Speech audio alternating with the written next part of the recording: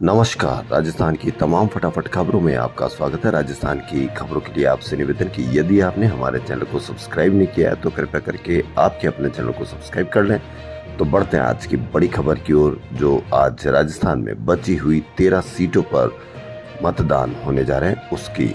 जी हां, द्वितीय चरण के तहत राजस्थान में आज 13 सीटों पर मतदान होगा। इनमें टोंक, सवाई माधोपुर, अजमेर, पाली, जोधपुर, बाड़मेर, जालोर, उदयपुर, बांसवाड़ा, चित्तौड़गढ़, राजसमंद, भीलवाड़ा, कोटा और झालावाड़ 12 लोकसभा सीट शामिल है। इसके लिए 1,72,00,000 से अधिक मतदान कर्मी, 82,487 सुरक्षा कर्मी लगाए गए हैं। केंद्रीय बलों की 175 कंपनियां भी कानून व्यवस्था एवं सुरक्षा संभालेगी। इस बार मतदान बढ़ाना सभी का लक्ष्य है। पिछली बार चुनाव में वोटिंग प्रतिशत कम रहा, इससे कांग्रेस के पदाधिकारी और कांग्रेस उत्साहित है। वहीं भाजपा के खेमे में थोड़ी निराशा है, क्योंकि शहरी मतदान में अगर कमी आती है तो वो भाजपा को नुकसान पहुंचाती है। और यदि इस बार भी 13 सीटों पर मतदान होगा और 13 सीटों पर भी मतदान प्रतिशत कम होता है तो ये भाजपा के लिए और भी कड़ी चुनौती साबित होगी। अब देखना यह है कि आज शाम तक कितने प्रतिशत मतदान होता है, क्योंकि सभी का लक्ष्य यह है कि इस बार मतदान बढ़े। राजधानी जयपुर में गुरुवार को दिन और रात के तापमान में उछाल दर्ज किया गया है। दिन के तापमान में 1 डिग्री और रात के तापमान में 2.9 डिग्री का उछाल आया। इसके साथ ही अधिकतम तापमान 39.6 और न्यूनतम तापमान 27.1 डिग्री सेल्सियस रहा। अब रेलवे के कर्मचारियों को इलाज के लिए भटकना नहीं पड़ेगा। ऐसा इसलिए क्योंकि all India railway men's federation की लंबित मांगों को रेलवे बोर्ड ने हरी झंडी दे दी। इसके बाद अब देश भर के रेलवे एपनल अस्पतालों में कर्मचारियों को मुफ्त में बेहतर सुविधाएं मिल सकेगी। देश भर के रीजनल इंस्टीट्यूट और अन्य संस्थानों में 4 वर्षीय इंटीग्रेटेड बीएड कोर्स में प्रवेश के लिए एनटीए 12 जून को एनकेट करवाएगा, यानी नेशनल कॉमन एंट्रेंस टेस्ट करवाएगा। एनटीए ने इसी माह एनकेट शामिल संस्थानों में प्रवेश का शेड्यूल जारी किया था। राजस्थान में कोरोना के साथ ही स्वाइन फ्लू वायरस भी लोगों को लगातार गिरफ्त में ले रहा है। जयपुर, उदयपुर, बीकानेर, दौसा समेत 27 जिलों में स्वाइन फ्लू का वायरस फैला है। अब तक राजस्थान में चिकित्सा विभाग के आंकड़ों के अनुसार 999 मामले दर्ज हो चुके हैं, यानी 1000 में एक कम तक पहुंच चुका है। इनमें से 12 लोगों की मौत भी हो चुकी है। कांग्रेस की कोई भी खबर यदि उसके विपरीत जाती है तो पूरा अखबार, पूरा मीडिया उसके समर्थन में या उसकी खबर छापने से पीछे नहीं रहता है। तो ऐसी खबरें आप अवश्य देखते रहिए कि कैसे इस तरह की खबरें प्लांट की जा रही होगी या कुछ किया जा रहा होगा, ताकि किसको नुकसान हो और किसको फायदा हो। लोकसभा चुनाव के दूसरे चरण में आज 13 राज्यों की 88 सीटों पर मतदान होगा। इसी के साथ राजस्थान, केरल और त्रिपुरा में चुनाव खत्म हो जाएगा। इस चरण में 15 करोड़ 88 लाख मतदाता 1202 प्रत्याशियों की किस्मत का फैसला करेंगे। सुबह 7 बजे से शाम 6 बजे तक मतदान होगा। हालांकि हीट वेव की चेतावनी के कारण कुछ पोलिंग स्टेशनों पर निर्वाचन आयोग ने समय बदला है। दूसरे चरण के बाद कुल 190 सीटों पर चुनाव खत्म हो जाएंगे। नतीजे 4 जून को आएंगे। अब हम आपको बता देते हैं कि कौन कौन से जगह राज्यों में कितनी सीटों पर चुनाव होगा। केरल में 20 सीटें, कर्नाटक में 14 सीटें, राजस्थान में 13 सीटें, महाराष्ट्र में 8, यूपी में 8 और इस तरह से कुल ये टोटल 88 सीटों पर चुनाव होने जा रहा है। जिला उपभोक्ता आयोग जयपुर चतुर्थ ने ग्राहक को फ्लैट का कब्जा समय पर नहीं देने को सेवा दोष व अनफेयर ट्रेड प्रैक्टिस करार देते हुए सहारा सिटी प्राइम लिमिटेड पर 1.5 लाख रुपए का हर्जाना लगाया है। वहीं विपक्षी को निर्देश दिया कि वह परिवादी को फ्लैट यूनिट के पेटे ले गई 17.67 लाख रुपए की राशि 9% ब्याज सहित 1 महीने में लौटाए। आयोग के अध्यक्ष अशोक शर्मा और सदस्य विनोद कुमार सैनी ने यह आदेश सुशीला डागा के परिवार पर दिया। टोल कर्मियों के आए दिन व्यवहार को लेकर आए दिन हड़ताल होती है या कुछ न कुछ होता रहता है।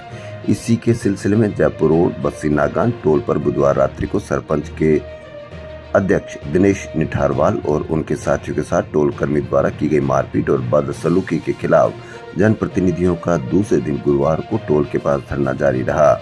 इस संबंध में मामला दर्ज होने के बाद पुलिस ने एक टोल कर्मी को गिरफ्तार कर लिया, लेकिन जनप्रतिनिधियों ने स्थानीय लोगों को टोल पास जारी करने और इस टोल पर रह रहे संदिग्ध लोगों का वेरिफिकेशन करवाए जाने की मांग पर कार्रवाई करने का पक्का आश्वासन दिए जाने पर अड़े रहे।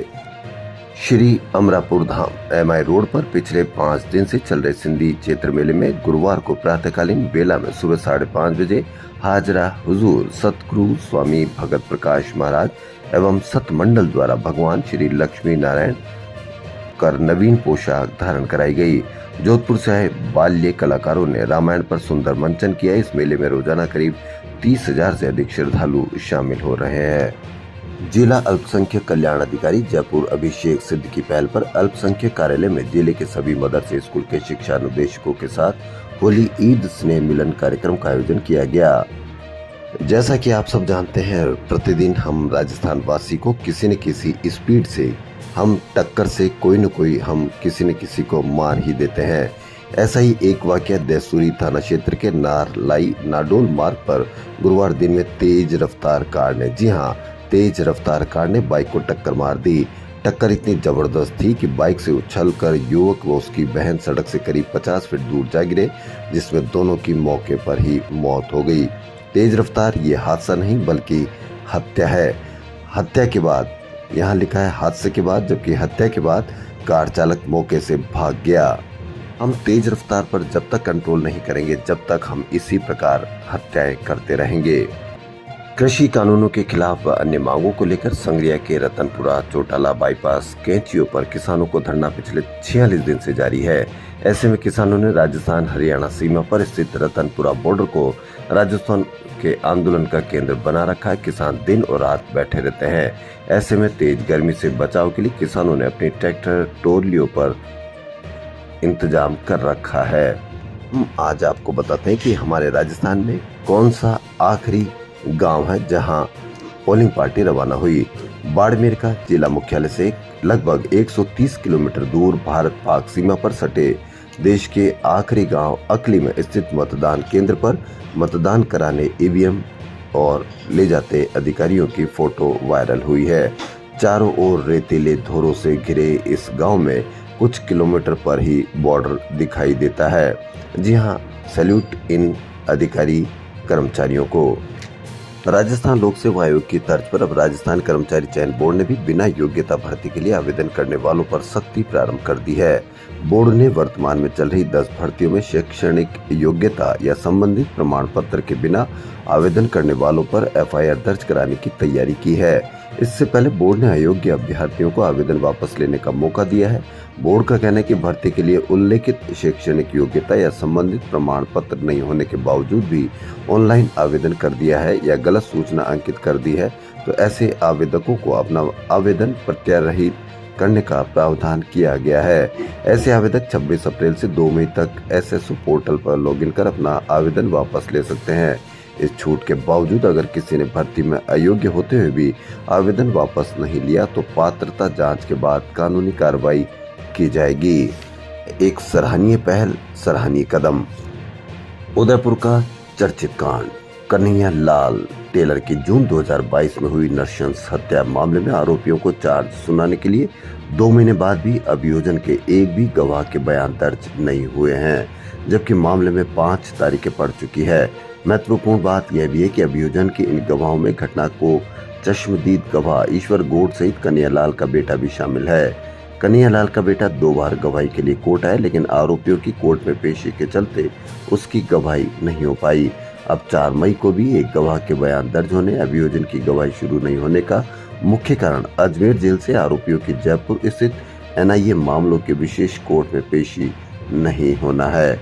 जैसा कि बताया गया है कि जेल के पास चालानी गार्ड नहीं, इसलिए कन्हैया लाल की हत्यारों की पेशी अटकी। जो मुद्दा इतना बड़ा है उसके लिए भी जेल के पास चालानी गार्ड नहीं। जयपुर में न्यूरोलॉजिकल प्रॉब्लम से जूझ रहे लोगों के लिए अच्छी खबर। यहाँ मालवीय नगर स्थित भगवान महावीर विकलांग सहायता समिति सेंटर में advance robotic physiotherapy hemiplegia centre तैयार हो गया। इसे न्यू रिहैब सेंटर भी कहा जाता है।